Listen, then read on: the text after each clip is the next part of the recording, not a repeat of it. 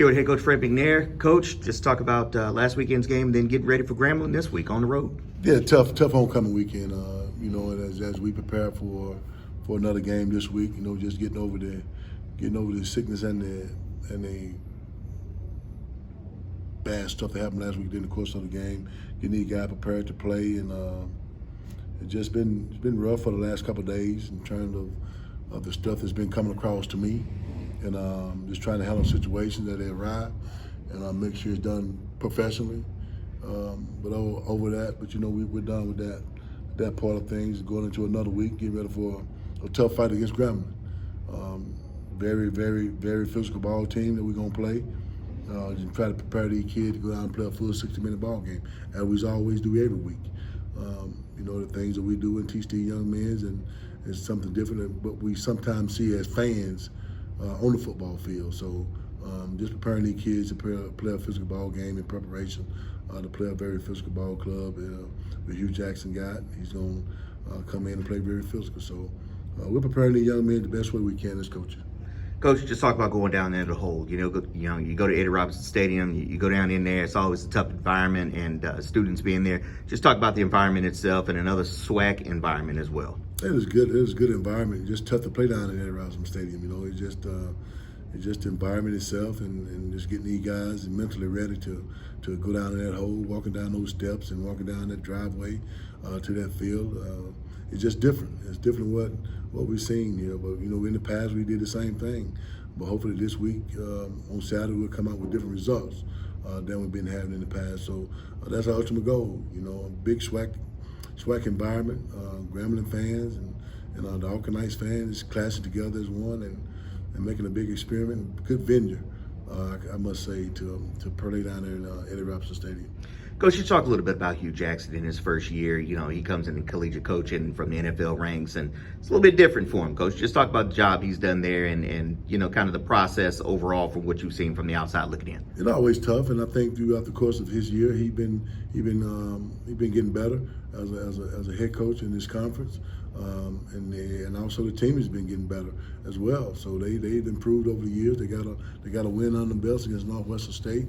But they've been in every ball game they've been playing. So just a miscue here and there, but he's done a fine job of bringing in the talent that he needs to play with, the coaching staff, and everything that's going so well for him right now. He's a competitive coach by nature. Been in the NFL rankings for a while, and coached up there with Eddie Georgia, Tennessee State at OC. So he's been around the league. So it's gonna be a tough fight. We just got to prepare these young men to go out and play a full 60-minute battle. Coach, they were in it. You look at a lot of the games they were in, they were up on FAMU at halftime. They were in the game against Jackson State. Coach, they've been there. They just haven't been able to put a full 60 minutes together. Is that something that you try to tell your team, hey, look, don't look at what they've done score-wise, but look at what they've done production-wise on the field when you look at tape and you look at the film to say, hey, this team's a really good ball club. That's all in preparation of each and every week. We watch film on these guys. The players watch film. The staff prepare these young men as they watch film and what to expect in the course of the game. Hugh Jackson been showing a whole lot of good things in terms of what he can do offensive, defense, and special teams, of course. It involves it well. So the biggest thing is that what you see sometimes is not the pure picture until you get up on it. So. But we just got to prepare the young men to play a full 60-minute ball game, as we stated. Just like Hugh Jackson, he's just looking for that 60-minute game, and we as well, just to play a full 60-minute game, not to where we do something in the first half and don't do anything in the second half. So we got to prepare ourselves as coaches and players. It's the focus part, being mentally focused and things that we have to do to get done to win ball games.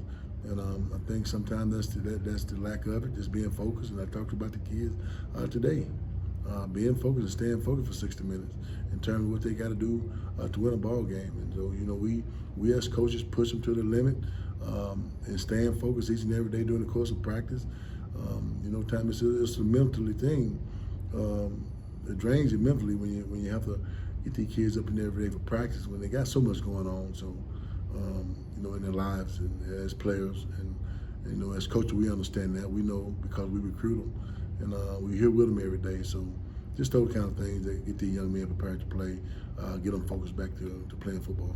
Coach Hugh, you already said he was up there with Eddie George, and Eddie kind of took over a program where Rod Reed had it as a ground and pound team, in there in the OVC, and he had Tennessee State kind of rolling. They used tight end a whole lot up there. But have you seen some things on film that he's brought from Tennessee State from when he was up there with Eddie George, where they tried to change that OVC, kind of smash and dash kind of offense? Have you seen some things that he's done at Grambling that have tried to change that? Oh yeah, you can see the stuff that he got. During the course of the week, we watch film. You see the 13 personnel with 3 tight ends and all that kind of stuff, and try to run the ball heavy. In some situations he'll open up and let the quarterback be free.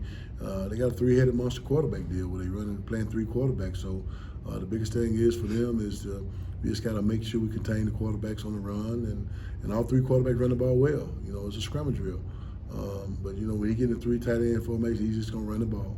Got a couple play action things he do out of it, but we have to prepare ourselves for that as well in terms of what we're gonna get from their offense and their defense. They got a solid defense. Coach Thornton has done a great job in improvement as a D coordinator going down into Grambling from here, doing some good things on defense. Got a solid defensive line. Linebacker core is very steady. So we got a tough task ahead of us. The special team, they got a couple guys that can get down the street in terms of return kicks and stuff. So we got to be well balanced when we go down there through all phases of the game. And prepare ourselves for a 60-minute game and make it be a complete game.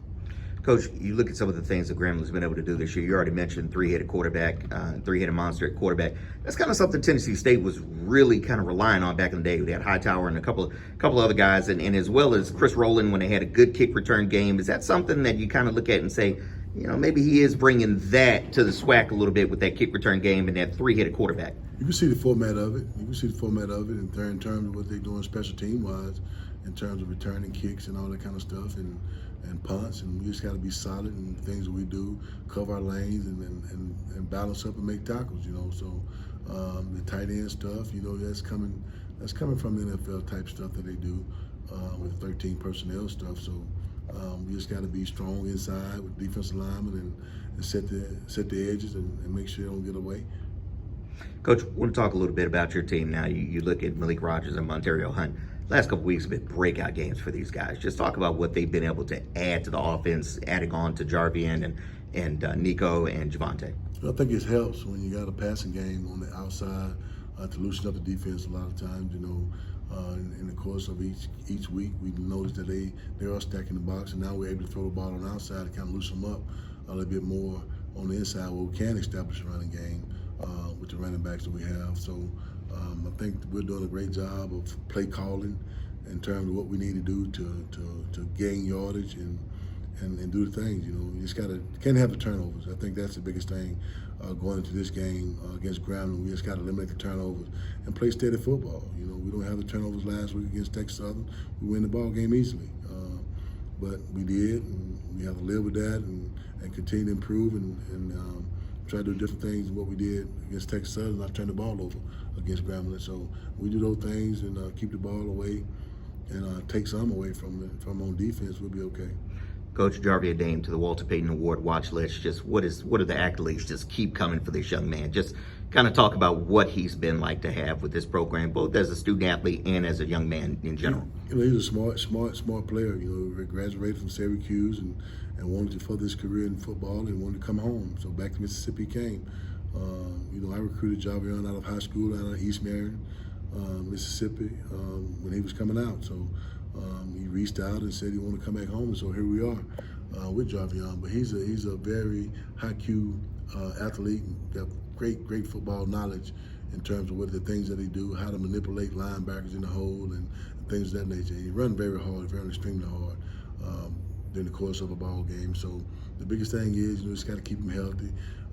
Offensive line got to do a whole lot better job than they did in the past week against Grambling, open up the lanes for him to run. All the running backs.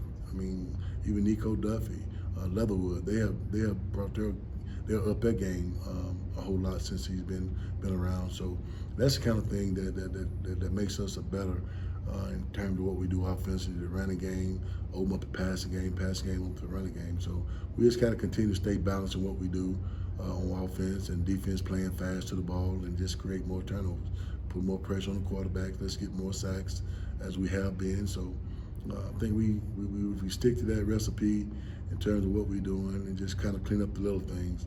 I think this team is going to get better each and every week from here on out. Coach, KJ Kinsler hasn't been targeted a whole lot this year, so it looked like you've kind of given him the ability to roam a little bit more last couple weeks, and then now you look at a couple breakups last week, and then this week an interception. Just talk about his role and how he's kind of adjusted to teams not targeting him as much. He's a solid player. He's a solid safety for us, and he does a real good job of coming down and fitting the gaps in the run game. So been doing a great job in terms of what he's been playing. The pick this past weekend against Texas Southern was big. Just looking for him to play hard, which I know he will, against Grambling this weekend coming. So the things he's been doing great. He's been playing just about the whole ball game, every play. Just clean up a little bit of things that, sometimes his eyes get to one a little bit, but he's been solid throughout this whole year. Coach, also want to bring in somebody else here. One game he seemed a little frustrated, and all of a sudden he stepped up. Malcolm McGee. Just talk about how he's elevated his game the last 2 weeks. The biggest thing is just staying focused with him, and he's a very, very hyper player. He wants to be involved in every play and knows he can't be. Just got to do his job, and I think that's what he's been doing in terms of his job in the past. So just making sure to understand, just do your job, we'll be okay. If all the men do their job on each phase of the game, I think this program will be elevated a little bit higher than what it's been in the past. So we just got to pick it up and stay focused and do the thing we're taught. Coach, the one thing I think a lot of people don't understand is SWAC football. You said it even at media day, and then we go back and you can pull up the film, is that you gotta bring your game every single week in the SWAC, that there is no bye week, especially not here in the West. And I say that with all due respect. There's no bye week in the West. Every team plays hard. Just talk about how, you kind of see it, that if you don't bring a full 60-minute game, Coach, everybody can beat everybody on this side of the division. You're exactly right.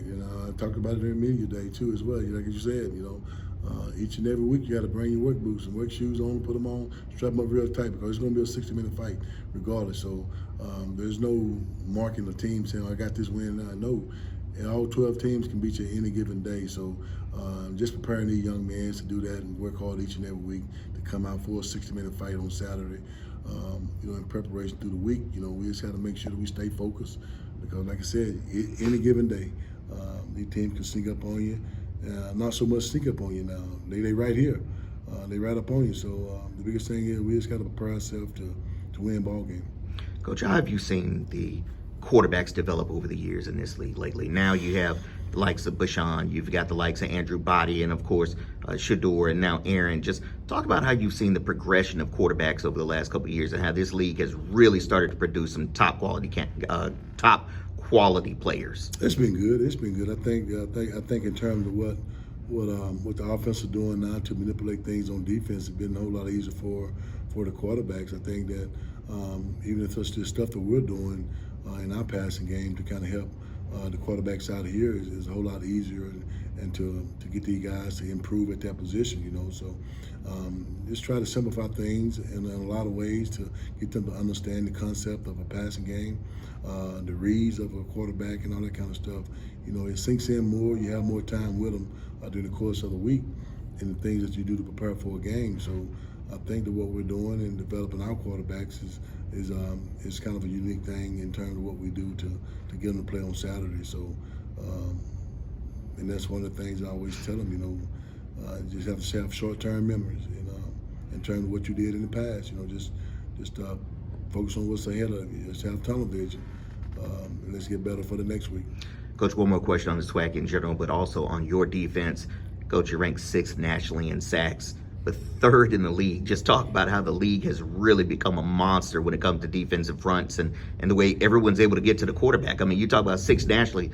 That's amazing. But then you 3rd in the league. I mean, that just shows this league, the parity and the quality of defense in this league has really gone to another level. You're getting faster guys on defense. You get pass rushers now, and coming off the edge, and a lot of times you don't have a whole lot of mobile quarterbacks right now. So you have those guys that stand back there and try to throw the ball and read the coverage and read the concepts of the route. So the biggest thing is the quicker you get out of hand, the better it is. But a lot of times the looks in the secondary makes you hold the ball just a little extra, and you think you got time to throw it, and you don't, and so you get sacked. So being ranked and nationally, and then 3rd in the conference is kind of big time for us. I think Coach Cedric and his defensive staff on that side of the ball has done a tremendous job of creating ways to get to the quarterback. So, hats off to those guys that making the sacks, and the linebackers, the D-line, they all sacking people. So those guys do a real good job during the course of the week in preparing to sack the quarterbacks on the weekend. Coach, we always do it. Give me one thing to describe Alcorn football this weekend as you head on the road to the G. Consistency. We just got to stick with that right now in terms of what we're doing. We got to be more consistent in what we're doing throughout the week and throughout the phase of the game on Saturday for 60 minutes. We just got to bring it to the table each and every down. So the biggest thing is we got to plug the holes and be prepared to open them up so we can run the ball, and in the passing game as well, throwing the ball. Stop the pass on defense. So those things, if we do those things consistent enough that we can do, I think we'll be a better ball club this week. Coach, we're going to stay consistent and do it as well. Hey, right here as Braves, together we rise. Together we rise. Thank you, Coach.